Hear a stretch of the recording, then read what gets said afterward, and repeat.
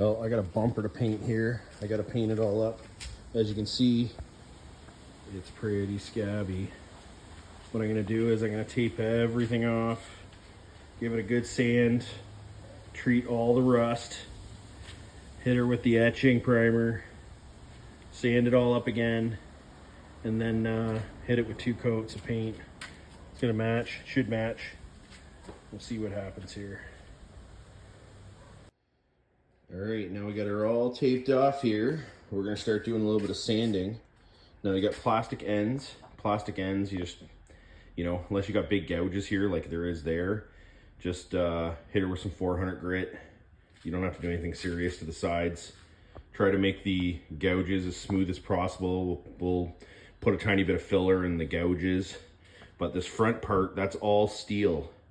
So you need to clean that up the best you can. Literally the best you can. It's not much you can really do because it is what it is, but this has already been done once before, probably when he bought it, so 6 or 7 years ago. And you can see how bad it's gotten. All right, I got it all ground down to bare metal. Now I'm gonna hit her with the rust inhibitor and then fix up all the spots with a little bit of compound. This is the rust inhibitor I use. This stuff works really, really well. Stuff that should be like rusted out right now, not even, like there's a little bit of surface rust, but it's only because it wasn't oiled. If I would have oiled everything, it would have been mint. But this stuff converts your rust to a paintable surface with very, very little bit of prep, very little prep. I'm actually quite impressed with how good this stuff works. All right, so we got 1 coat of primer on everything.